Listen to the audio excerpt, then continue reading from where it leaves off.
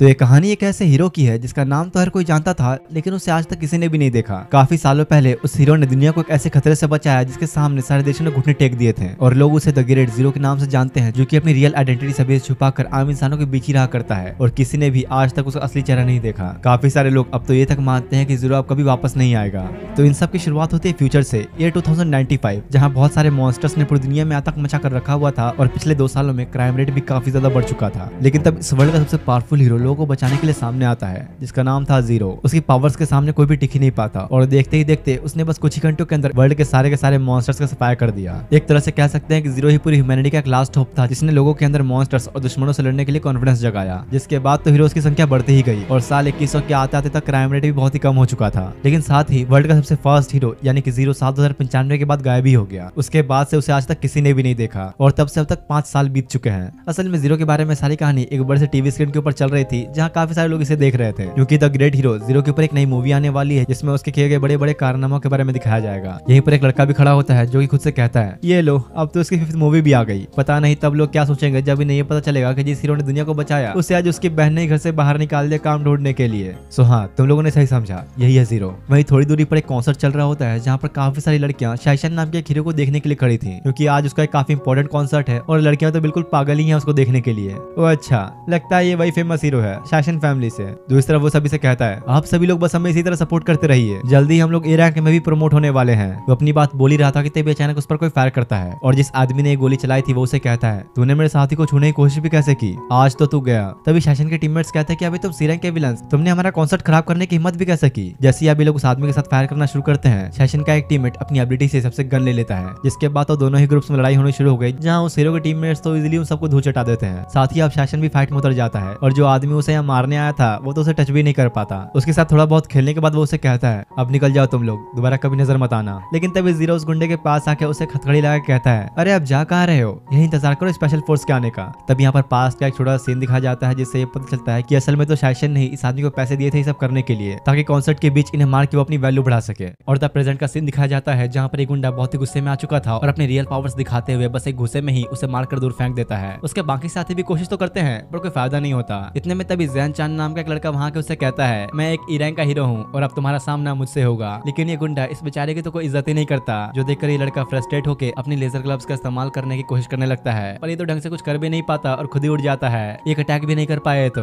Zero से कहता है, और भाई क्या हाल, ठीक तो है ना तू। लेकिन यार मानना पड़ेगा, ये लड़का तो हार मानने को तैयार ही नहीं होता, और अब हर बार अलग अलग वेपन से अटैक करने लगता है। लेकिन हर बार आखिर में बेचारा पिट ही जा रहा था। वो गुंडा अब गुस्से में उसे खत्म करने के लिए उसकी तरफ ही आने लगा, जो देखे जैन जीरो से कहता है, तुम जल्दी करो, यहाँ से निकल जाओ, मैं इसे संभाल लूंगा। और अभी भी यार ये लड़का हार मानने को तैयार ही नहीं है। अचानक तभी जीरो एक वेपन निकालकर उस गुंडे की तरफ भागते हुए जाके एक अटैक में ही उसे वहीं पर चित कर देता है। हीरो के बस एक ही अटैक से इस गुंडे की ये हालत हो गई। जीरो की ये पावर्स देखकर जैन समझ जाता है कि भाइयों के मामूली बंदा नहीं है, और अब वो उसके पैर पकड़ते हुए कहता है, चलो हम लोग साथ मिलकर काम करते हैं, मेरे सुपर वेपन्स और तुम्हारे सुपर स्ट्रेंथ के साथ हम दोनों इस वर्ल्ड की स्ट्रॉन्गेस्ट टीम बन जाएंगे। तो जीरो से कहता है, सच कह रहे हो क्या, मैं तुम पे भला यकीन कैसे कर लूं। तो जैन उसे बताता है कि भाई अभी तो मुझे जानता नहीं, अगर मैं अपने सारे वेपन्स लेकर आया होता ना तो ये गुंडा जिंदा नहीं बचता। इतने में तभी एक कार वहां पर आती है, जिसमें से एक लड़की बाहर निकलते हुए कहती है, यहाँ आखिर चल क्या रहा है। तभी जैन उसे देख के कहता है, ये तो एच सिटी की 3rd रैंक की सुपर हीरो है, मिस हानडोंग मोनो, प्लीज मुझे आपसे क्या एक ऑटोग्राफ मिल सकता है। तब उसके पूछने पर जैन उसे सारी बातें बताते हुए कहता है, यहाँ पर कुछ गुंडों ने मिलकर शासन फैमिली के हीरोज के ऊपर हमला कर दिया था, पर उनके लीडर को कोई भी हरा ही नहीं पाया। लेकिन फाइनली मैंने और मेरे असिस्टेंट ने मिलकर उसे ठिकाने लगा ही दिया। और जैसे ही वो पीछे देखता है तो जीरो तो वहाँ पर होता ही नहीं, गायब ही हो चुका है वो तो। कुछ देर बाद अब जब वो घर आता है तो वो देखता है कि यहाँ पर उसकी बहन एक कंपनी के सीईओ के ऊपर चिल्ला रही होती है, क्योंकि वो इसे अपने साथ काम करने को कह रहा था, जिससे तो भाई और भी गुस्से में आके उसे उठाकर ही बाहर फेंक देती है। जीरो आके कहता है, फिर से तुमने कंपनी के सीईओ को मार भगाया, ये तो काफी हैंडसम भी था। लेकिन यार मेन बात तो ये है कि इसकी बहन तो सिर्फ द ग्रेट हीरो जीरो के प्यार में डूबी हुई है, बस वही चाहिए इसे। तो देख लो, इसकी खुद की बहन को ही नहीं पता कि जीरो उसका भाई है। और तब वो जीरो से उसकी जॉब के बारे में पूछती है, पर यार इसने तो बस टाइम पास ही किया था, कोई जॉब तो मिली नहीं इसे। जो सुनकर इसकी बहन बहुत ही ज्यादा गुस्से में चिल्लाना ही शुरू कर देती है, कोई काम धाम तो है नहीं तुझे, घर पे ही बैठा रहेगा क्या, अपने कमरे को भी तूने पूरा कबाड़ा ही बना रखा है। साथ ही यार यहीं पे ये पता चलता है कि जीरो की मॉम और उसके डैड 10 साल पहले ही मर चुके हैं। तब से ही वो बस अपनी बहन के साथ रहता है, और असल में अपने मेन कैरेक्टर का नाम लिन है, जीरो तो बस इसका एक हीरो वाला नेम है। ये लोग बात ही कर रहे थे कि तभी वहाँ पर जैन चांद यानी कि वही ई रैंक हीरो वहाँ पर आता है। असल में यार ये लिन को एक हीरो बनाना चाहता है, और साथ ही वो उसे यहाँ पर अपना असिस्टेंट बनने की जॉब भी ऑफर करता है, जो सुनकर तो उसकी बहन बड़ी खुश हो गई, क्योंकि फाइनली लिन को एक जॉब मिलेगी। और वो उसे कहती है, अब से मेरा भाई तुम्हारा, जो चाहो उसके साथ करो। पर भाई जिसे ये जॉब करनी है उसे तो किसी ने पूछा ही नहीं। जैन उसे कहता है, टेंशन मत लो, कल मैं तुम्हें हीरो एसोसिएशन ले जाऊंगा रजिस्ट्रेशन करने के लिए, रेडी रहना। और अब बेचारे के पास बचने का तो कोई रास्ता होता नहीं, तो इसलिए अब अगले दिन जीरो जेन के साथ हीरो एसोसिएशन आता है, जहाँ पर आके वो जीरो का यानी कि अपना स्टैचू देख के पूछता है, भला जीरो के बगल में ये कौन है? तुम्हें ये भी नहीं पता क्या? ये एसएस क्लास के हीरोज है जो कि जीरो के साथ लड़े थे। जो सुनकर अपना हीरो तो खुद ही सोच में पड़ गया, भला है कौन ये लोग? मुझे तो याद भी नहीं कि मैं ऐसे किसके साथ लड़ा भी था। जेन अब उसे हीरो रजिस्ट्रेशन लॉ के बारे में बताने लगता है, जो कि 5 साल पहले शुरू हुआ था। तब उस समय एक बिल पास किया गया जिसके अकॉर्डिंग हीरोज को डिवाइड कर दिया गया उनकी बैटल और परफॉर्मेंस को देखकर, highest to lowest, SS rank से लेकर ई रैंक तक। और यहाँ रैंक सिस्टम की वजह से हीरोज के बीच काफी लड़ाई भी हुई। काफी सारे हीरोज ने तो काम भी छोड़ दिया इसकी वजह से। कुछ देर बाद एक लड़की जीरो का एग्जाम लेने के लिए वहाँ पर आती है, जिसे पास करने के बाद ही वो एक हीरो बन पाएगा। और यहाँ पर इसका एग्जामिनर एक बी रैंक का हीरो है जिसका नाम है मिस्टर याटिन। वो उसे कहता है, अगर तुमने मुझे 3 मिनट तक झेल लिया तो ये एग्जाम पास कर लोगे। तो जीरो कहता है, अच्छा अगर मैं तुम्हें हरा दूं तो?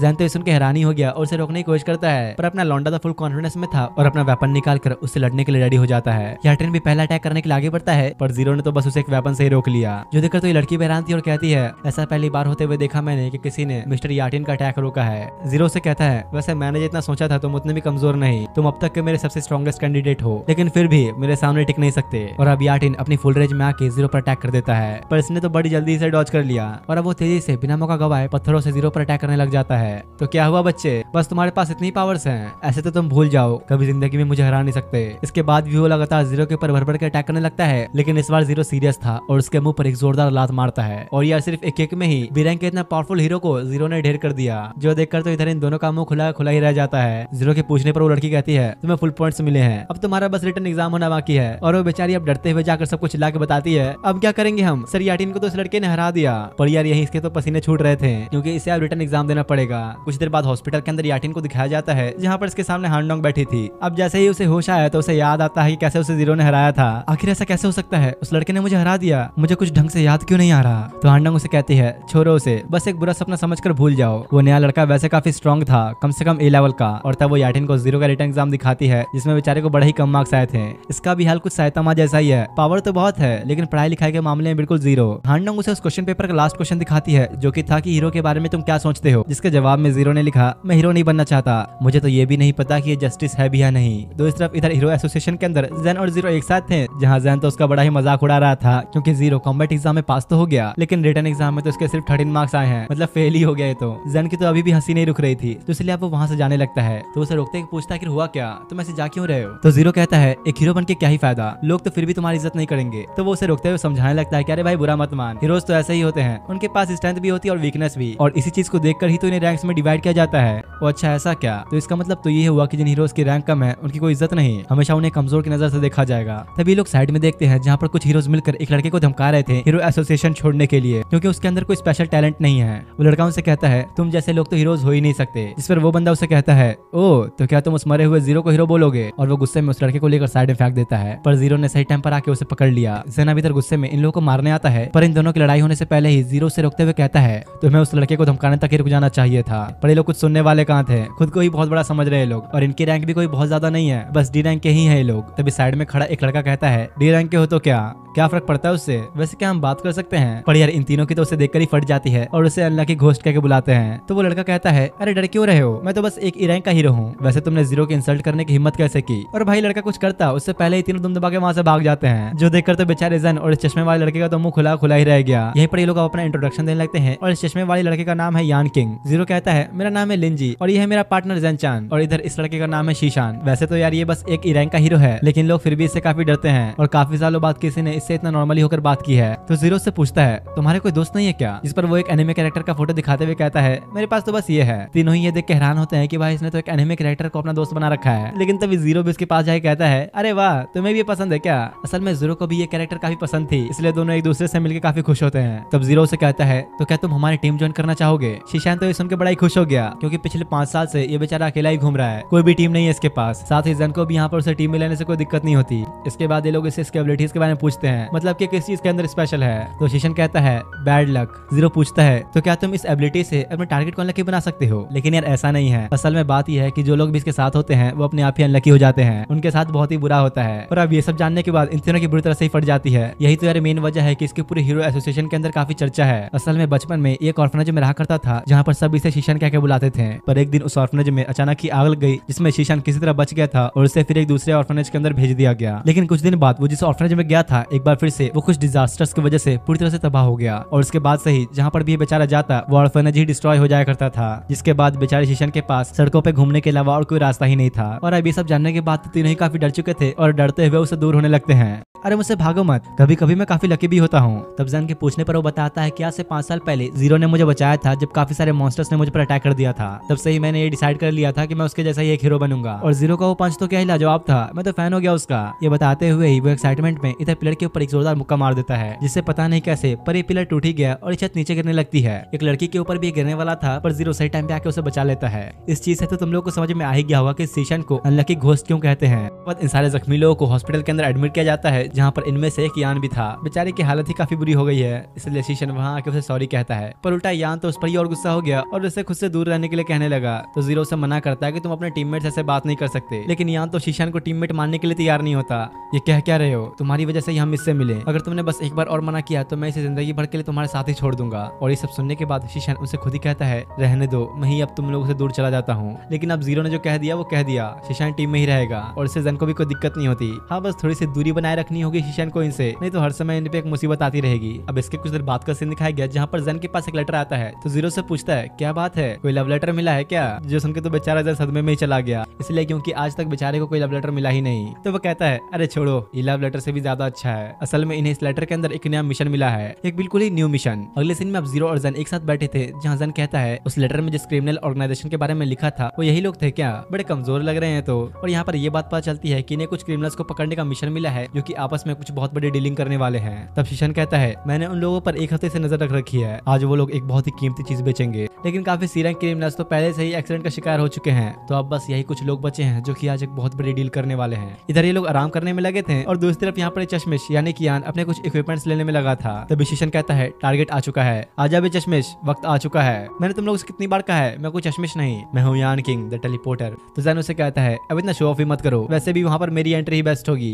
मैं तो जा रहा हूँ भाई, तुम लोग अपना देख लो। लेकिन जैसे ही बेचारा अपने शूज को यूज करने की कोशिश करता है हवा में ही उड़ जाता है एक बार फिर से। इधर यहाँ कुछ क्रिमिनल्स को दिखाया जाता है जहाँ पर इन सब की कुछ डीलिंग चल रही थी और ये लोग अपने एक क्रिएट किए हुए मॉन्स्टर्स को बेच रहे हैं, जिसे बस एक बटन से ही कंट्रोल किया जा सकता है। लेकिन तभी यहाँ पर आ जाते हैं अपने हीरोज। ये अपना इंट्रोडक्शन दे ही रहे थे कि तभी जैन ऊपर से टपकता है और अब इन लोगों की आपस में थोड़ी जान पहचान होती है। उससे पहले सारे क्रिमिनल्स गोली बरसाने शुरू कर देते हैं, लेकिन यहाँ पर यान काफी फास्ट होता है, अपने ग्लासेस फेंक के टेलीपोर्ट होते हुए इन लोगों की गन्स को ही गायब कर देता है। साथ ही अब इन लोगों ने उस बड़े से मॉन्स्टर को इस सब से लड़ने के लिए छोड़ दिया, जहाँ पर शीशन के इतने अटैक्स करने के बाद भी उसे कुछ नहीं होता। और तब वो उस पर अपने कुछ चिली स्टिक्स फेंकता है, जिसे खाने के बाद तो ये मॉन्स्टर आउट ऑफ कंट्रोल ही हो गया और बेचारों के तो पीछे ही पड़ जाता है। दोनों ही जीरो की तरफ जाते उसे कहते हैं लेकिन जल्दी भाग जा भाई, आज तो हम लोग गए। और इस मॉन्स्टर को देख के तो जन की बुरी तरह से फट जाती है, बेचारा तो बेहोश ही पड़ा था, कुछ पता ही नहीं इसे क्या चल रहा है। पर तब जीरो अपना वेपन निकाल के एक अटैक में ही उसे मार के दूर फेंक देता है और अब ये मॉन्स्टर सीधा सिटी में आकर ही गिरता है, जहाँ आते ही अब उसने एक आदमी को ही पकड़ लिया। और अभी सिटी के अंदर कोई तबाही मच जाता उससे पहले जीरो वहाँ पर पहुंचकर उस पर एक जोरदार अटैक करता है। जैन पीछे से आके कहता है अरे रुक भी जा भाई, मैं तो थकी गया तेरा पीछा करते करते। इधर यहाँ पर हर जगह इस मॉन्स्टर की वजह से गंदगी फैल रही थी, क्योंकि ये बना ही है एक बहुत गंदी लिक्विड से, जिससे काफी स्मेल भी आती है। तो जैन कहता है अरे टेंशन मत लो, हाल ही में मैंने एक न्यू वेपन क्रिएट किया है, प्लाज्मा क्लेंजर 2000, बस इसका एक बटन दबाते ही हर गंदी चीज साफ हो जाएगी, टेंशन मत लो, अब तुम इसे मुझ पर छोड़ दो। पर भाई अब जैसे ही जैन उस पर अटैक करने के लिए उसकी तरफ जाने लगा, उसके पेट में अटक जाता है वो। तो जीरो से बाहर निकाल के उसे पूछता है ठीक तो है ना तू?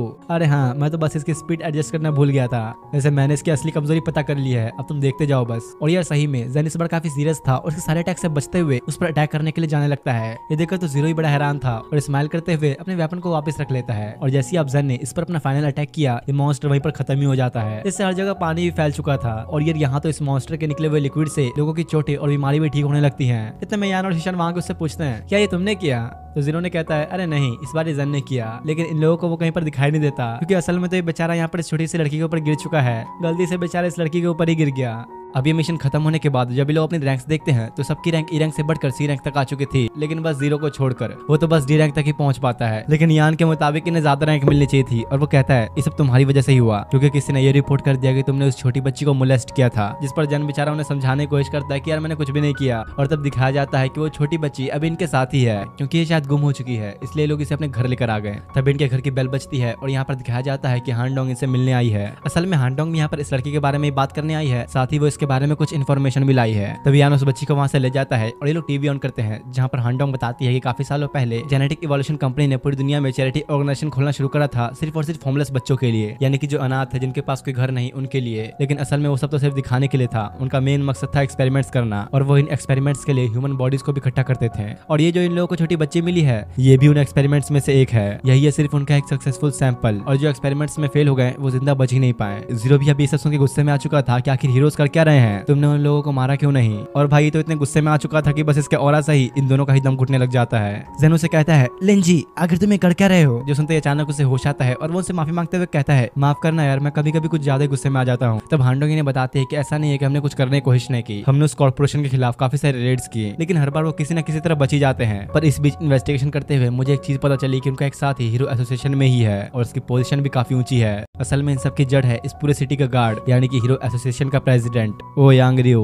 अभी कुछ देर बाद का सीन दिखाया गया, जहाँ पर जीरो की बहन उस पर काफी चिल्ला रही थी, क्योंकि उसने इसे यहाँ पर इस छोटी बच्ची के लिए कपड़े लेने के लिए बुलाया है। वो उस बच्ची को देख के कहती है, कहीं ऐसा तो नहीं कि तुमने इस बच्ची को किडनैप कर लिया। तो यान उसे बताता है कि नहीं नहीं, ऐसा कुछ भी नहीं है, ये एक अनाथ बच्ची है जिसके पास कोई घर नहीं, इसलिए हमने इसे अपने साथ रख लिया। जो सुनकर तो उसकी बहन को ये बच्ची अब बड़ी क्यूट लगने लगती है, और वो इसे साथ रखने के लिए भी मान चुकी थी। ये लोग अब जब कपड़े खरीदने जाने लगे कि तभी वही 3 डी रैंक हीरोज इनका पीछा करने लगते हैं। जीरो को भी इस बात की थोड़ी भनक लगी थी, और अपनी बहन से कहता है, हम लोग को इधर थोड़ा कुछ काम है तो हम लोग आते हैं 5 मिनट में। तभी पास का एक सीन दिखाया जाता है, जहाँ पर हांडोंग इन्हें बता रही थी कि वो छोटी बच्ची उस कॉर्पोरेशन के लिए काफी इंपॉर्टेंट है, वो लोग इसे वापस पाने के लिए कुछ भी करेंगे, तुम सब सावधान रहना। वैसे मैं बता दूं कि हांडोंग हीरो एसोसिएशन की एग्जीक्यूटिव है, पर ये भी कुछ कर नहीं सकती। हांडोंग उन्हें सावधान करते हुए कहती है, वो लोग हो सकता है तो तुम्हें मारने के लिए प्रोफेशनल किलर्स को भी भेजेंगे। और तभी इधर प्रेजेंट में दिखाया गया, जहाँ पर डी रैंक वाले 3 हीरो इन लोगों को मारने के लिए ही आए थे। वो हांडोंग की फोटो दिखाते हुए कहते हैं, ये अभी हमारी वांटेड लिस्ट में है, और हमारे चेयरमैन ओयांग को तुम लोग चाहिए इन्वेस्टिगेशन के लिए। लेकिन जीरो कौन सा इनकी बात मानने वाला है, वो उनके मुंह पर ही मना कर देता है, और मार धार मुक्कालात शुरू हो जाती है।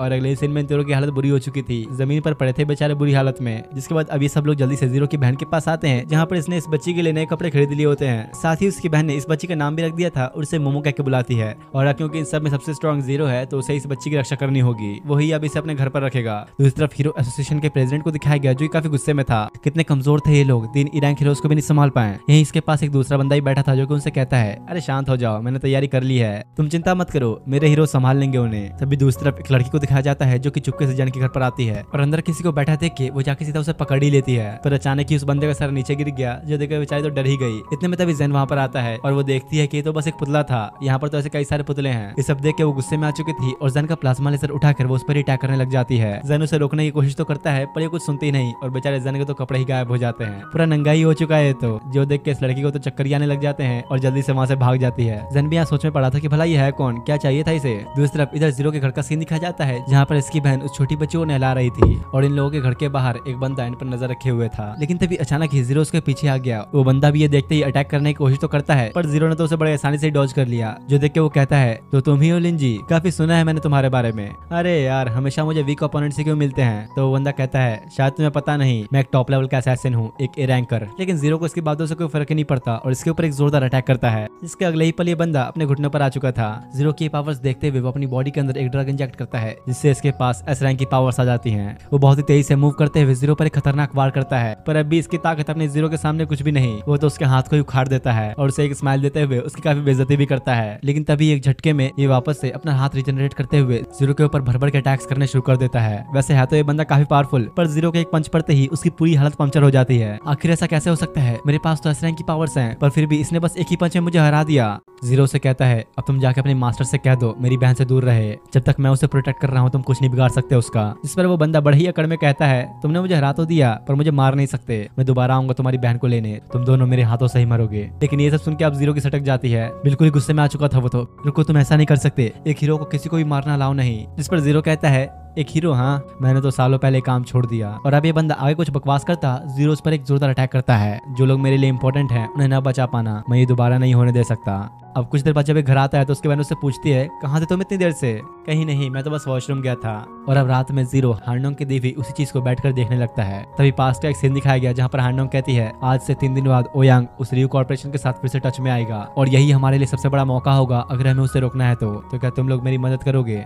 अगले सीन में ये लोग हांडोंग के पास होते हैं जहाँ वो इन सबको बीसीटी की एक ए रैंक हीरो से मिलाती है, क्योंकि अगर इन्हें ओयांग को रोकना है तो कुछ मदद की जरूरत तो पड़ेगी ही। इस लड़की यानी कि इस ए रैंक हीरो का नाम है शियाओ ये। हांडोंग उन्हें बताते हैं कि सिर्फ यही नहीं, मसल अलायंस भी हमारी मदद करेंगे और ये मसल अलायंस कुछ बॉडी बिल्डर लोगों का ग्रुप है। हमें सबूत के तौर पर बर्जरकर सीरम्स की भी जरूरत होगी ताकि बाकी हायर मेंबर्स ओयांग रु को अरेस्ट कर पाएं। असल में बर्जरकर सीरम वही ड्रग है जो कि उस ए रैंक असैसिन ने अपनी बॉडी में इंजेक्ट करा था। इधर यहाँ शियाओ इन सबको देख के कहती है, मुझे नहीं लगता कि ये सब हमारे कुछ काम भी आ पाएंगे। वैसे भी ये लोग ओयांग के मुकाबले काफी कमजोर हैं और शियाओ के ये कहने की वजह से इन लोगों की आपस में ही बहस छिड़ जाती है। तो हांडोंग उसे कहती है, अरे तुम्हें भी पता कहाँ है, लिंजी भले ही ऐसा दिखता है लेकिन फिर एससीटी में सिर्फ यही है जो कि ओयांग के डिफेंस को तोड़ सकता है। इसी बीच बातों बातों में यान की भी शियाओ से बहस होनी शुरू हो गई थी। तो हांडोंग कहती है, अब बस भी करो, शिशान ने पहले ही जेनेटिक इवोल्यूशन कंपनी के पैराडाइज हेडक्वार्टर को ऑलरेडी डिस्ट्रॉय कर दिया है। अगर हम आपस के झगड़ों की वजह से फेल हुए तो उसकी सारी मेहनत बर्बाद हो जाएगी। और ये लोग अब पूरी तरह से तैयार भी होते हैं ओयांग रु की वाट लगाने के लिए। अब इसके कुछ देर बाद का सीन दिखाया गया जहाँ पर सब मिलकर ओयांग के ऊपर नजर रखने का काम कर रहे थे और इधर ये मसल अलायंस के बंदे जीरो के साथ बैठे थे जहाँ वो उसकी बॉडी को दबाते हुए उसकी काफी तारीफें करते हैं, लेकिन इससे बेचारा काफी फ्रस्ट्रेट हो जाता है। दूसरी तरफ यहाँ ओयांग के पास एक हेलीकॉप्टर आता है जो देख के वो कहता है, आप बिल्कुल सही टाइम पर आए मिस्टर गान। लेकिन ये मसल अलायंस के लोग तो कुछ ज्यादा ही जोश में आ चुके थे और बिना हांडोंग के ऑर्डर्स के उन पर अटैक करने के लिए चले जाते हैं। कोई बेचारी हांडोंग के ऑर्डर्स को फॉलो ही नहीं कर रहा है और अब इन सबके बीच फाइट होनी शुरू हो जाती है जो देख के मिस्टर गान जल्दी से हेलीकॉप्टर से भागने की कोशिश करने लगता है, पर शियाओ उसी हेलीकॉप्टर के ऊपर ही अटैक कर देती है। तब ओयांग किसी को हंटर कह के पुकारता है और तब अचानक शियाओ के ऊपर गन से कुछ अटैक किए जाते हैं। हांडोंग ये देख के कहती है, तुमने तो हंटर को भी अपने साइड कर लिया। असल में यार ये Hunter top class A rank hero है जिसकी एबिलिटी है ओमनी साइंस और गन्स चलाना। सीधे सीधे बोला जाए तो वो एससीटी का नंबर 1 हीरो है।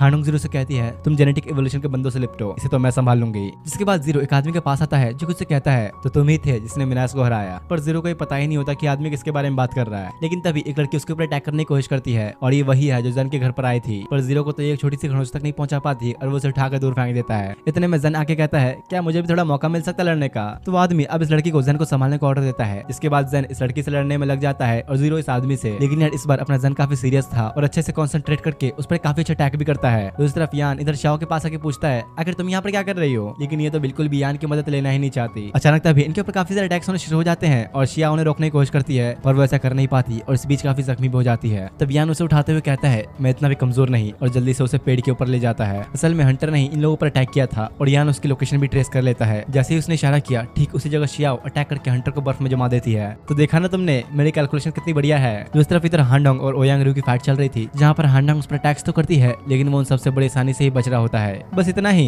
इसे तो मुझ पे खरोच तक नहीं आएगी। लेकिन फिर से अब हांडोंग इस पर अटैक करने के लिए आगे बढ़ती है पर वो तो बस एक पंच में ही हांडोंग को नीचे गिरा देता है। इधर यहाँ हंटर शियाओ को एक फोर्स फील्ड के अंदर कैद कर चुका था और यान को नीचे जाके मारना शुरू कर देता है। दूसरी तरफ यहाँ पर लड़की भी जन पर भारी पड़ने लगी थी और साथ में अपना जीरो भी उस आदमी से लड़ने में लगा होता है। एक तरह से देखा जाए तो हर कोई अपने ओपोनेंट से फाइट करने में लगा हुआ है। लेकिन तभी जीरो से लड़ते हुए वो आदमी अपनी बॉडी के अंदर उसी ड्रग को इंजेक्ट कर लेता है जिससे उसकी पावर्स और भी ज्यादा बढ़ चुकी थी। जो देख के जीरो कहता है, ऐसा लगता है कि मुझे अब थोड़ा सीरियस होकर फाइट करना पड़ेगा। और अभी ढंग से लड़ते हुए उस पर एक जोरदार अटैक करके उसे दूर फेंकने के बाद जीरो उसके पास जाके लात मारते हुए उसकी बेइज्जती भी करता है। जिसके बाद तो इसका हाल कुछ ऐसा हो चुका था। दूसरी तरफ जैन इधर इस लड़की से पूछता है, क्या तुम मुझे ज्वाइन करना चाहोगी। मेरे पास एक कंपनी है और हाउसिंग फंड भी। ऐसा लगता है जिसने तुम्हें ऑर्डर दिया वो मुझे जैसे टैलेंटेड बंदे को मारना चाहता है। नहीं, मैं जानती हूँ तुम बस मुझसे अपनी जान की भीख मांग रहे हो क्योंकि मैं अब तुम्हें मारने वाली हूँ। पर तब जैन इससे हीरोज से रिलेटेड कुछ इमोशनल बातें करता है ताकि इसको थोड़ा नजरिया बदले और होता भी यहाँ पर कुछ ऐसा ही है। जैन की बातें सुनने के बाद वो लड़की अपना वेपन फेंक देती है। दूसरी तरफ इधर वो हीरो हंटर यान को बुरी तरह मार रहा था और शियाओ से कहता है, चिंता मत करो, तुम्हारा भी मैं यही हाल करूंगा।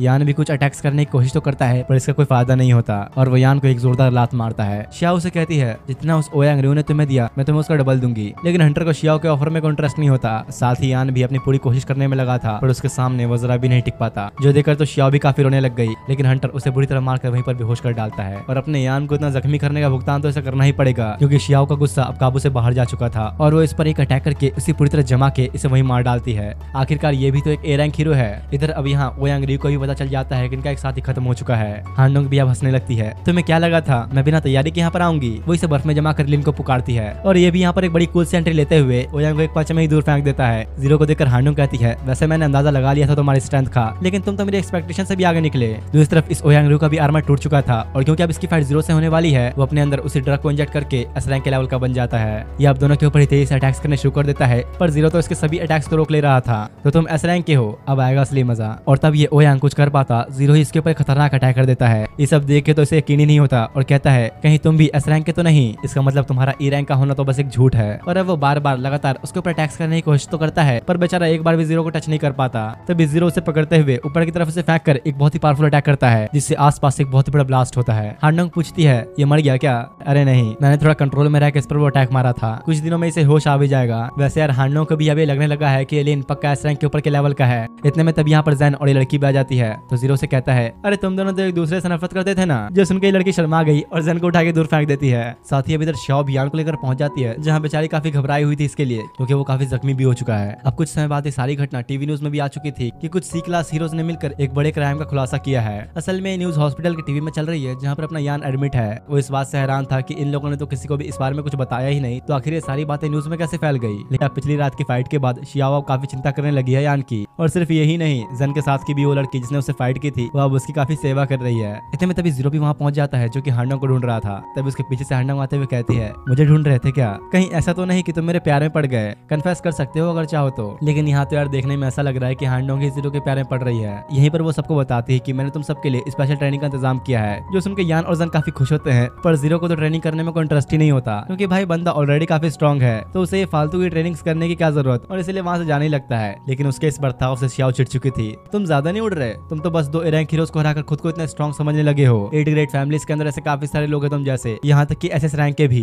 तो जीरो कहता है तुम लोग चाहो तो एक साथ मिलकर भी मुझे हरा नहीं सकते। और अब होना क्या था, जीरो ने तो इन सबको चैलेंज ही कर दिया है। तो ये सब मिलकर अब उस हॉस्पिटल के छत के ऊपर उससे लड़ने के लिए आ जाते हैं। सबके सब एक साथ मिलकर अटैक्स करते हैं, जिनमें शियाओ सबसे आगे आ गई थी लड़ने के लिए। लेकिन जीरो भी ये देख के कुछ ज्यादा ही जोश में आके उसे एक जोरदार पंच मार देता है। अरे सॉरी मुझे माफ करना, मैं कुछ ज्यादा जोश में आ चुका था। और अब ये लड़की भी उसे लड़ने के लिए आ गई। साथ ही हांडोंग भी रुकने वाली कहाँ थी, जीरो पर बार बार अटैक्स करके उसे जमाने की कोशिश करती है। लेकिन वो तो उसके आइस को एक पंच में ही तोड़ डालता है। और अब हांडोंग जल्दी से अपना सबसे पावरफुल अटैक करके उसे वहीं पर जमा देती है। लेकिन यार यहाँ पर होगा वही जो जीरो चाहेगा। बड़ी आसानी से ही वो आइस को तोड़ते हुए हांडोंग और बुफियो को दोनों को ही हरा देता है। तब उसे याद आता है अरे अभी जन भी तो बचा है। और इधर भाई ये जन भागने की कोशिश कर रहा था, पर जीरो तो इस बेचारे को भी नहीं छोड़ता।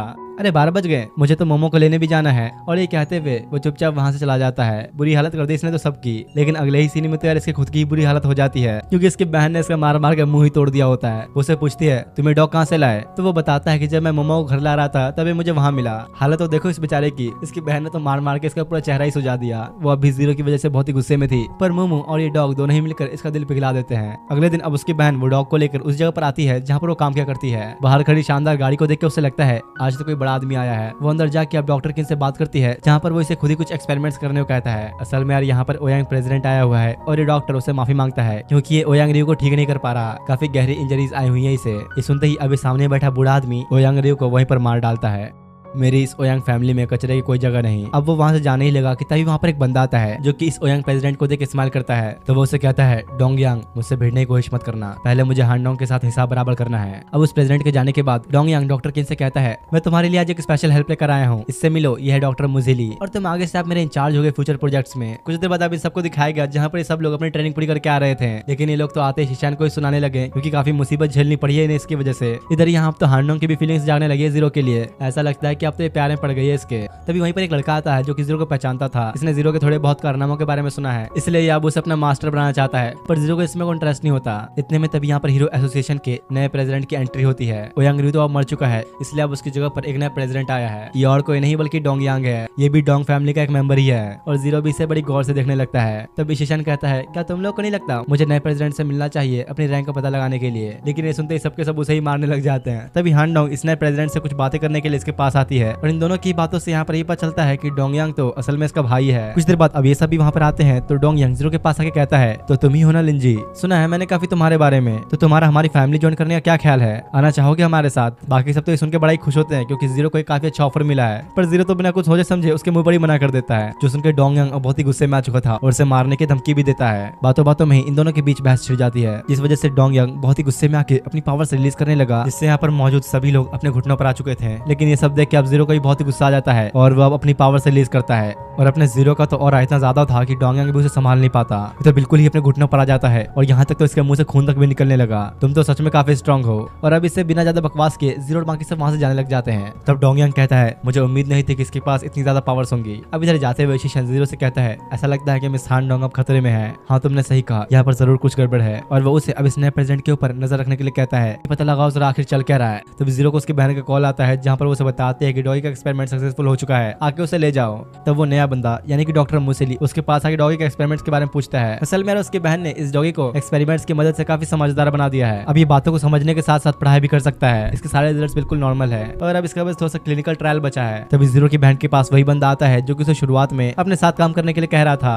क्या फिर से आगे तुम निकल जाओ यहाँ से, मेरे पास इन सब के लिए टाइम नहीं है। तो वो उसे कहता है, अरे मैं तो तुम्हें यहाँ से निकालने आया हूँ, तुम्हें यहाँ पर काफी खतरा है। असल में इस लैब के स्पॉन्सर यानी कि एक तरह से ये कह सकते हैं कि जिसकी वजह से लैब चल रहा है वो डोंग और ओयांग के लाइन से हैं और वो दोनों ही एक साथ कुछ साजिश कर रहे हैं। तभी सभी ये बात समझ में आती है कि अभी न्यू प्रेसिडेंट डोंग यांग है। अगर ओयांग फैमिली और ये दोनों एक साथ मिल चुके हैं, डॉक्टर किन को भी काफी खतरा है, मैं उन्हें अकेला नहीं छोड़ सकती। वो बंदा इसे रोकने की कोशिश तो करता है, लेकिन भाई जीरो की बहन मानने वाली कहाँ थी और उसे थैंक्स कह के वहां से चली जाती है। तभी ये इधर किसी को कॉल करते हुए कहता है, हेवेंस गॉड को बुलाओ लिनवान को मेरे घर पर सेफ रखने के लिए। दूसरी तरफ यहाँ पर जीरो जन के साथ होता है, लेकिन तभी उसने यहाँ पर चलते हुए कुछ नोटिस किया और दौड़ते हुए एक लड़की को जाकर पकड़ लेता है। तो बताओ तुम आखिर प्रोफेसर किन की फैसिलिटी में नजर क्यों आ रही थी? और तब जीरो के कहने पर जन अपना एक सीक्रेट वेपन इस्तेमाल करने के लिए भी तैयार होता है। तभी कुछ लोगों को दिखाया गया जो कि एक बिल्डिंग के ऊपर होते हैं, लेकिन इतने में जीरो आके कहता है, कहीं तुम लोग इसका इंतजार तो नहीं कर रहे थे? जो देख के लोग बिल्कुल ही हैरान थे और कहते हैं, आखिर तुम लोगों ने इसके साथ क्या करा? लेकिन भाई ये सवाल तो जीरो का है कि ये लोग आखिर यहाँ पर कर क्या रहे हैं, और अगले ही सेकंड में वो इन सबको मारकर बेहोश कर देता है। बस पलक झपकते ही ये सब के सब जीरो के हाथों ढेर हो गए। जैन को उनमें से एक के पास गोल्डन मेडल मिला जो कि 8 ग्रेड क्लास में से एक लॉन्ग क्लास के पास होता है, जो सुन के जीरो को अचानक ही लॉन्ग वैंगफिंग के बारे में याद आता है। ये बंदा तो अभी भी मेरी बहन के पीछे पड़ा है, इसे तो अब सबक सिखाना ही पड़ेगा। और इससे यहाँ पर ये पता चलता है कि इसी बंदे का नाम वांगफेंग है। उसे तब एक कॉल आती है जिससे उसे ये पता चलता है कि हेवेंस स्क्वाड हार चुकी है और उन सबको अब हॉस्पिटल में एडमिट किया गया है। असल में यार ये हेवेंस स्क्वाड जिसे जीरो ने हराया वो सबके सब ए रैंक के थे, लेकिन फिर भी वो लोग हार गए और अपनी सारी मेमोरी भी खो दी। इसलिए वांगफेंग को अब डोंग यांग पर गुस्सा आता है क्योंकि इसके मुताबिक वही एक है जो कि ये सब कर सकता है। दूसरी तरफ यहाँ पर जीरो अपनी बहन के पास आके उसे एक लॉकेट पहना देता है और कहता है, अगर तुम्हें कभी कोई खतरा महसूस हो तो बस इस बटन को दबा देना, मैं तुम्हारी मदद के लिए वहाँ पर पहुंच जाऊंगा। उसकी बहन तभी यहाँ पर उसे कुछ कहने वाली थी पर वो रुक जाती है क्योंकि वो इन सब में जीरो को इन्वॉल्व नहीं करना चाहती और उसे अब डॉगी को घर ले जाने के लिए बोलती है। तो जीरो जन से कहता है, चल भाई इसे तेरे घर ले चलते हैं, सभी तो काफी रईस है ना।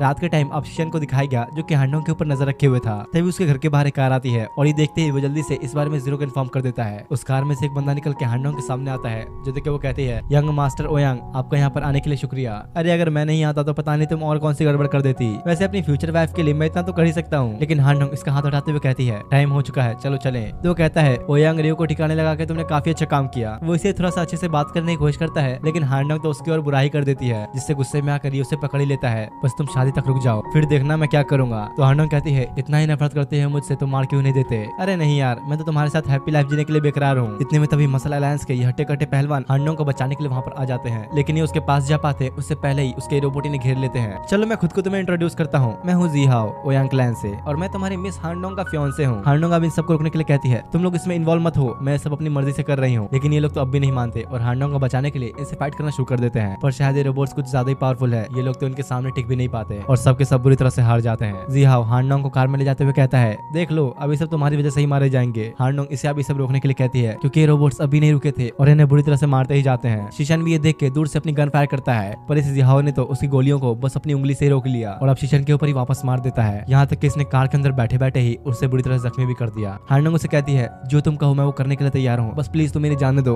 तो वो कहता है, याद रखना फिर तुमने अब ये कह दिया है, चलो ठीक है आप कहीं और चलें, वैसे भी अब मैं बोर हो चुका हूँ। और वो अब हांडोंग को लेके वहाँ से निकल जाता है। दूसरी तरफ यहाँ पर बुरी तरह घायल हालत में शीशन नीचे पड़ा था और वो रोबोट उसके पास आता है क्योंकि इन लोगों को ऑर्डर मिल चुका है सबको मारने का। यहाँ तो अभी हिल भी नहीं पाता और वो रोबोट अब उसके ऊपर अटैक कर देता है। लेकिन तभी ये पता चलता है कि जीरो ने सही टाइम पे आके शीशन को बचा लिया और अब भाई जीरो आ ही चुका है। तो तुम लोगों को भी अच्छे से पता है कि अब क्या होने वाला है। वो बारी बारी करके इन सारे रोबोट्स को डिस्ट्रॉय करने लग जाता है, जो देख के कुछ तो उससे बच के भागने की भी कोशिश करते हैं, पर अब ये बेचारे जीरो से बच के कहाँ ही भाग पाएंगे। और ये सब होने के बाद जिहाओ के पास ये मैसेज पहुंचता है कि उसके सारे रोबोट्स अब डिस्ट्रॉय हो चुके हैं। उसने जैसे ही अभी देखने की कोशिश की कि भाई ये किसने किया, तो इसे सामने जीरो दिखता है। नामुमकिन, ऐसा नहीं हो सकता, ये तो फायर स्पिरिट स्वॉर्ड है। दूसरी तरफ इधर जीरो को दिखाया गया जो कि बहुत ही गुस्से में आ चुका था इस ओयांग क्लैन की वजह से। तब यान और जैन दोनों मिलकर उसके गुस्से को शांत कराते हैं और साथ ही जल्दी से शीशन को भी हॉस्पिटल भेजते हैं। कुछ देर बाद अभी सब साथ बैठे थे जहाँ पर जीरो इन्हें ओयांग क्लैन के पास चलने के लिए कहता है, पर ये सुनते ही यान की पड़ जाती है क्योंकि यार ओयांग क्लैन एक बहुत ही स्ट्रॉन्गेस्ट क्लैन है, उनसे भिड़ना इतना आसान नहीं। लेकिन जैन इधर काफी कॉन्फिडेंस में था क्योंकि भाई हांडोंग को बचाना इनका फर्ज है, आखिरकार वो इनकी एक दोस्त थी। जैन अब यान को समझा ही रहा था कि तभी वहाँ पर शाइशन फैमिली का वो हीरो आता है जिसे स्टार्टिंग में दिखाया गया था, जो कि कुछ गुंडों से पिटा था। जीरो से पूछता है, अरे अब तुम यहाँ पे क्या कर रहे हो? तो कहता है, मैंने सुना मिस हांडोंग मुसीबत में है, इसलिए मैं भी अपने मास्टर की मदद करने के लिए आया हूँ। और अब जब हर कोई तैयार है इसके लिए तो आखिर में यान भी मान ही जाता है। कुछ देर बाद बूफियो इन्हें ओयांग रेसिडेंस का पूरा मैप दिखाती है और साथ ही यार इसने तो उनका सारा डेटा हैक भी कर लिया। उन्हें बताती है कि इस जगह पर एंगेजमेंट सेरेमनी होने वाली है जो कि दोनों क्लैंस के बीच के झगड़ों को खत्म करने के लिए किया जा रहा है। ये दोनों क्लैंस ही अपनी इज्जत की काफी परवाह करते हैं, तो इसलिए लोग शादी से पहले हांडोंग को कोई भी नुकसान नहीं पहुंचाएंगे। जो सुनते ही जीरो एक बार फिर से बहुत ही गुस्से में आ चुका था। तो जेन उसे कहता है, अरे थोड़ा शांत रहो, हमें कुछ भी करने से पहले एक प्लान चाहिए। और वो शासन से कहता है, तुम अपने फैंस को इकट्ठा करके उन सबका ध्यान भटकाना, और इधर मैं, यान और लिंजी सीक्रेटली उनके बेस में एंटर करेंगे। बुफी और टोडो का काम होगा उनके सिक्योरिटी सिस्टम को ब्रेक करना। असल में मेरा टोडो इनके डॉग का नाम है, जो कि अब काफी इंटेलिजेंट हो चुका है। जिसके बाद अभी लोग प्लान के मुताबिक ही काम करने लगे। शासन अपने फैंस को इकट्ठा करके इनका ध्यान भटकाता है और इतने में बुफी उनके सिक्योरिटी सिस्टम को ब्रेक कर देती है। और इधर यहाँ पर ये लोग चुपके से अंदर घुसने लगते हैं। दूसरी तरफ शियाओ को दिखाया जाता है, जो कि हांडोंग के पास आके उससे पूछती है, तुम सच में करने जा रही हो? जरूरी है क्या करना? तो वो कहती है, मैं कुछ कर नहीं सकती, ये क्लैन वालों का डिसीजन है। तभी जिहाओ वहाँ पर आता है, जहाँ इसके साथ शानगुआन नाम का एक बंदा भी था। शियाओ उसे देख के काफी खुश हो गई और उसके साथ अब डिनर करने के लिए बाहर जाने लगती है। हांडोंग उसे पूछती है, तो अब क्या चाहते हो तुम? और वो उसे पकड़ते हुए कहता है, जल्दी बताओ, ये लिंजी कौन है? तो वो पूछती है, आखिर तुम मुझसे क्या चाहते हो? अरे तुम तो जानते ही हो फायर स्पिरिट स्वॉर्ड कितनी कीमती है, वो एक लेजेंडरी वेपन है। मैं तो उससे इस बारे में एक डील करने का सोच रहा था, पर तुम्हारे चिलकुट साथी काफी जिद्दी हैं, हर बार बीच में आ रहे हैं। दूसरी तरफ यहाँ पर इन दोनों को दिखाया गया, जो कि किसी तरह अंदर घुस चुके थे, लेकिन यान और जान तो जीरो का ऐसा चेहरा देखकर डर ही जाते हैं। यही इतने में शियाओ भी आ गई और कहती है, कौन है वहाँ? यान उससे पूछता है, शियाओ तुम भला यहाँ पर क्या कर रही हो? तो मुझे तुमसे पूछना चाहिए, आखिर तुम यहाँ पर क्या कर रहे हो और ऐसे कपड़े क्यों पहन रखे तुम लोगों ने? और वो तो अब इस शानगुआन को नजरअंदाज करते हुए उनके बीच ही आ गया शियाओ से बात करने के लिए। इधर ये से बात करने में लग गया और दूसरी तरफ मौका देख के जीरो और जन चुपके से यहाँ से निकल जाते हैं। आगे ने कुछ गार्ड्स भी मिलते हैं जिन्हें संभालने के लिए जनी काफी है। और इधर जीरो रास्ता खाली देखकर सीधा हांडोंग के कमरे में ही पहुंच जाता है। कौन हो तुम? अंदर कैसे आए? तो वो कहता है, अरे यार मैं हूँ लिंजी, चलो चलें, हमें यहाँ से जल्दी निकलना होगा, टाइम बहुत कम है हमारे पास। पर यार यहाँ तो अब हांडोंग ही जाने से मना कर देती है। तो जीरो से कहता है, यहाँ रहना तुम्हारे लिए बहुत ही खतरनाक हो सकता है, तुम्हें यहाँ से चलना ही होगा। हांडोंग उसे कहती है, इससे अब तुम्हारा कोई भी लेना देना नहीं। वो तो बिल्कुल ही जाने के लिए तैयार ही नहीं होती, क्योंकि उसने अपने क्लैन वालों से वादा किया है। और जीरो पर अटैक करते हुए कहती है, मैं तुम्हारे लिए इतनी कोई स्पेशल भी नहीं। जिस पर जीरो से कहता है, शायद तुम्हें पता नहीं, पर तुम मेरे लिए बहुत इंपॉर्टेंट हो। लेकिन हांडोंग तो अभी काफी डर रही थी, क्योंकि ओयांग क्लैन सबसे स्ट्रॉन्गेस्ट है, उनके खिलाफ जाना एक बहुत ही बड़ी गलती होगी। जीरो कहता है, चिंता मत करो, मेरे रहते तुम्हें डरने की कोई जरूरत नहीं, और अपने वेपन से पीछे की दीवार को तोड़ देता है, जो देख के फाइनली हांडोंग भी उसके साथ जाने के लिए मानी जाती है। अब कुछ देर बाद का सीन दिखाया गया, जहाँ पर जीरो हांडोंग को लेकर जा रहा था। तभी जन वहाँ पर अचानक आके पेड़ से टकरा के नीचे ही गिर जाता है, क्योंकि असल में जिहाओ ने इन सबको पकड़ लिया है। तो तुम अपने लवर के साथ भागने की कोशिश में हो, तुम तुम्हारे क्लैन का नाम डुबा दोगे। तब जीरो हांडोंग को बचाने के लिए जिहाओ से शर्त लगाता है कि अगर मैं तुमसे जीता तो तुम हांडोंग के पीछे कभी नहीं आओगे। तो जिहाओ कहता है, ठीक है, लेकिन अगर मैं तुमसे जीता तो मुझे तुम्हारी वो फायर स्पिरिट स्वॉर्ड चाहिए। ये देख के हांडोंग उसे समझाने लगती है कि लिंजी तुम इसके झांसे मत आओ, ये अपने क्लैन में one of the most strongest में से एक है। पर जीरो तो अब पीछे हटने वाला थोड़ी है। दूसरी तरफ इधर यान भी इस बंदे से बहस करने में लगा था और कहता है, बकवास मत करो, शियाओ तुम जैसे को कभी पसंद नहीं करेगी। पर शियाओ तो उसे ही मारती है और पूछती है, सीधे सीधे बताओ कि आखिर तुम यहाँ कर क्या रहे हो? तो वो उसे सारी बातें बताता है जो भी मसल अलायंस और शीशन के साथ हुआ। इधर बैटल एरिना के अंदर दिखाया जाता है, जहाँ पर जीरो और जिहाओ फाइट करने के लिए आए थे। जिहाओ कहता है, आज ओयांग और डोंग फैमिली एक होने वाली है, इसलिए इस दिन को और खास बनाने के लिए मैंने फैसला किया है इस मिस्टर रेड मास्क से लड़ने का। अगर मैं जीता तो ये एंगेजमेंट कंटिन्यू होगी और ये अपनी फायर स्पिरिट स्वॉर्ड मुझे देगा। ये सुनकर तो डोंग और ओयांग क्लैन दोनों के प्रेसिडेंट हैरान थे, क्योंकि भाई फायर स्पिरिट स्वॉर्ड कोई नॉर्मल स्वॉर्ड नहीं, ये एक बहुत ही पावरफुल लेजेंडरी वेपन है। अब इसके बाद जिहाओ मैदान में आता है। असल में इस एरिना के अंदर एक मैजिक फील्ड है जो कि अटैक्स को बाहर जाने से रोकेगी, तो इसलिए अब ये लोग अपनी पूरी ताकत से फाइट कर सकते हैं। जीरो अब अपना वेपन निकाल लेता है, तो जिहाओ उसे देख के कहता है, तुम जैसों के लिए तो बस मेरी एक उंगली ही काफी है। अब फाइट शुरू होती है। जीरो जिहाओ के ऊपर अटैक करने लगा, पर जीरो से रोक लेता है। दोनों की धमाकेदार लड़ाई चलने लगती है और तब ये एक दूसरे को बहुत ही पावरफुल पंच मारते हैं, जिससे काफी तगड़ी पावर रिलीज होती है। जिहाओ अब लगातार जीरो के ऊपर अब भी काफी सारे अटैक्स करते ही रहता है, और जैसे ही अब हल्का सा उसका ध्यान भटका, वो पीछे से अपना अटैक करने के लिए आने लगा। पर जीरो ये देखते ही उस पर अपना वेपन फेंक के मारता है, लेकिन जिहाओ ने भी इसे किसी तरह डॉज कर लिया। पर तभी जीरो उसके पीछे आके एक लात मार के उसे दूर फेंक देता है। सांस लेने का ये मौका नहीं दे रहा जीरो तो इसे। जिहाओ अब कुछ पत्थर फेंकने लगा और बचने के लिए एक बहुत ही पावरफुल शील्ड बनाता है, पर जीरो इसे डिस्ट्रॉय करते हुए उस पर अटैक करता है, जिससे भी ये जिहाओ किस तरह बच गया। और अब तो इसके पसीने तक छूटने लगे थे, लेकिन जीरो तो यार उसे कुछ करने का मौका ही नहीं देता और एक पंच मार के उसका मुंह ही सुझा देता है। वो अब तभी अपने वेपन को घुमाने लग गया, जिससे आसमान के अंदर एक बहुत ही बड़ा ड्रैगन क्रिएट होता है। क्या ही अलग लेवल्स की पावर सेंस की। और अब जीरो इसी का इस्तेमाल करते हुए उसके ऊपर अटैक कर देता है, जिससे ये जिहाओ तो रोक भी नहीं पाता। बुरी तरह से इंजर्ड हो चुका था अभी ये, लेकिन ये बंदा अब भी हार मानने को तैयार नहीं। वो वापस खड़ा होता है और अपना सबसे पावरफुल अटैक इस्तेमाल करता है। ये इतना ज्यादा खतरनाक अटैक था कि इससे पूरे एरिना के आसपास की मैग्नेटिक फील्ड ही पूरी तरह से डिस्ट्रॉय हो जाती है, और दूर से देखने में ऐसा लग रहा था कि जीरो हार चुका है। पर पता है यहाँ पर मेन दिक्कत क्या है? जीरो इस एनिमे का मेन कैरेक्टर है, कोई भी कितना भी कोशिश कर ले उसे हरा ही नहीं सकता। वो अब आके सीधा उसके मुंह पे एक जोरदार लात मारता है, और अब इससे तो इस जिहाओ की हालत भी खराब हो चुकी थी, और वो कहता है, आज यहाँ में से कोई एक मरेगा।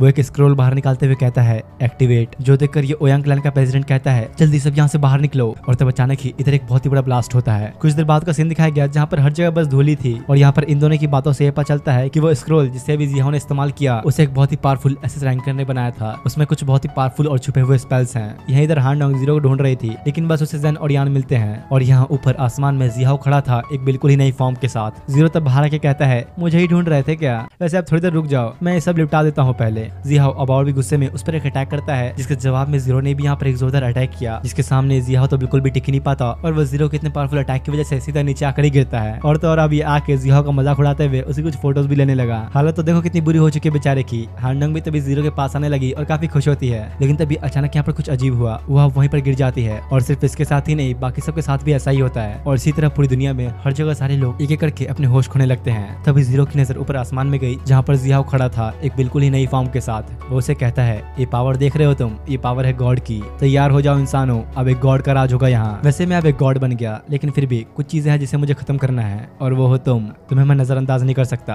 तो जीरो कहता है, तुमने इन लोगों के ऊपर माइंड कंट्रोल का इस्तेमाल किया। जिस पर वो कहता है, हाँ ऐसा ही कुछ समझ लो, लेकिन अब तैयार हो जाओ इस गॉड को पूजने के लिए। और वो अब जीरो के ऊपर अटैक कर देता है, लेकिन भाई जीरो ने तो अब उल्टा उस पर ही अटैक कर दिया, जिसे वो रोक भी नहीं पाता। और उसे कहता है, टकली और थोड़े स्ट्रॉन्ग होने से तुम गॉड बन जाओगे क्या? और अब इन दोनों के बीच एक बहुत ही भयंकर लड़ाई शुरू हो जाती है। जीरो कहता है, ऐसी पावर्स हासिल करके भी क्या ही फायदा। तो ये जियाओ अब अपनी बकवास करने लगा कि गॉड को किसी की जरूरत नहीं होती, वो अपनी मर्जी से इस दुनिया को चलाता है और मेरे राज के अंदर इस दुनिया में कोई भी क्राइम नहीं होगा। तो जीरो कहता है, हाँ वैसे भी सारी क्राइम की जड़ तुम ही हो। जियाओ कहता है, चाहे जितना बोल लो, वैसे भी आप तो मेरे हाथों ही मरोगे। और जीरो के ऊपर एक बहुत ही पावरफुल अटैक मार के उसे नीचे गिरा देता है। जियाओ अब उसके माइंड के अंदर घुसने की कोशिश करने लगा, लेकिन एक अजीब सी जगह पर पहुंच जाता है, जहाँ पर काफी सारे कुछ मॉन्स्टर्स जैसी चीज होती है। इसे तो कुछ भी समझ नहीं आता कि यहाँ पर चल क्या रहा है। और तभी पीछे से इसे एक लड़के की आवाज आती है, जो कि इसे कहती है, मैं बस यही चाहती हूँ कि तुम सुकून से अपनी जिंदगी जियो। और उसके साथ यहाँ पर जीरो भी बैठा होता है, जो कि रो रहा था। लेकिन तभी जियाओ उस जगह से बाहर आता है, और इधर जीरो खड़े होते हुए कहता है, मैंने फैसला किया था कि मैं कभी भी अपने पास्ट वाले रूप में वापस नहीं आऊंगा। और ये कहते हुए अपना लिंजी फाइनली जीरो के रियल फॉर्म में ट्रांसफॉर्म हो जाता है। ये देखकर तो भाई अभी जियाओ को भी बुरी तरह से पड़ गई और कहता है, ऐसा नहीं हो सकता, ये तो जीरो है। तो देख लो यार, यही है इसका असली रूप, जीरो की रियल फॉर्म। लेकिन ये जियाओ इस बात को तो मानने के लिए तैयार नहीं होता कि जीरो उसके सामने खड़ा है और उसके ऊपर अपना अटैक कर देता है। लेकिन अब चीजें पहले जैसी नहीं रही। जीरो तो इसके अटैक को बड़ी आसानी से रोकते हुए उसके ऊपर ही वापस अटैक कर देता है और कहता है, हाँ जैसा कि मुझे उम्मीद थी, मेरे अटैक्स पहले से थोड़े से बेकार हो चुके हैं। लेकिन ये जियाओ अभी भी हार नहीं मानता और एक नई फॉर्म के साथ लड़ने आ जाता है। तो जीरो कहता है, वैसे काफी टाइम हो गया इसे इस्तेमाल करे, चलो ट्राई करते हैं। Zeroth form judgment. उसके ये अटैक करते ही आसपास एक बहुत ही बड़ा ब्लास्ट होता है और इससे ये जियाओ की फॉर्म भी डिस्ट्रॉय हो गई।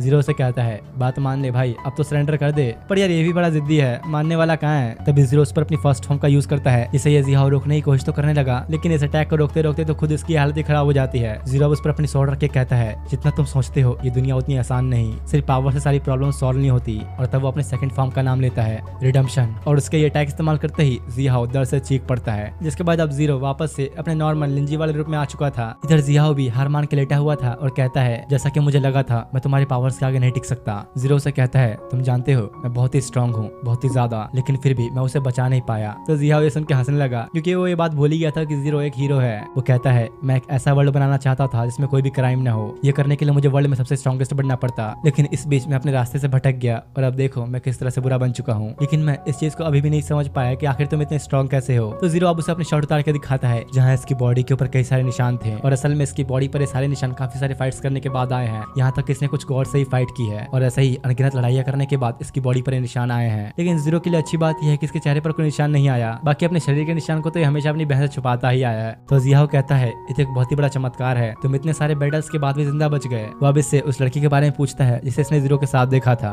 तो वो कहता है, माफ करना, मैं इस बारे में कोई बात नहीं करना चाहता, और तुम जरा मुझे जीरो कहना बंद करो, मैंने हीरो बनना काफी टाइम पहले ही छोड़ दिया। तो वो कहता है, ऐसी ही बात है तो फिर तुमने रजिस्टर ही क्यों किया हीरो बनने के लिए। लेकिन जीरो को तो ये बात खुद ही नहीं पता होती कि आखिर इसने ऐसा क्यों किया। जियाओ खुश होते हुए कहता है, मुझे यकीन नहीं हो रहा कि मैं तुम जैसों के हाथों मर रहा हूँ। इस पर जीरो कहता है, एक सिंपल लाइफ जीने में कोई बुराई नहीं। और इधर जियाओ भी धीरे धीरे खत्म हो जाता है। अगले सीन में अब जीरो एक जगह पर आता है और यहाँ पर जितना भी इसने हांडों के साथ समय बिताया था सब कुछ याद करने लगता है।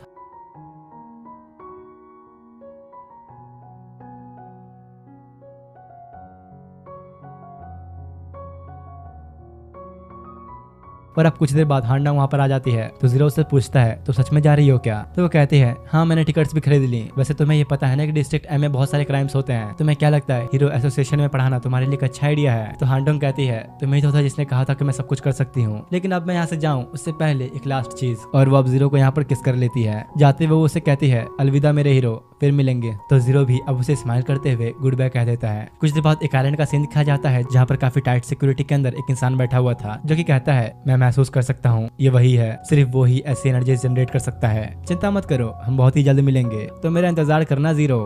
और इसी के साथ इस एनिमे का सीजन 1 यहीं पर एंड होता है। वैसे मैं बता दूं कि इसका अभी तक कोई सीजन 2 नहीं आया। बाकी यार तुम लोगों को ये एनिमे कैसा लगा कमेंट करके जरूर बताना। मिलते हैं आप तुम लोगों से नेक्स्ट वीडियो में, तब तक के लिए थैंक्स फॉर वॉचिंग।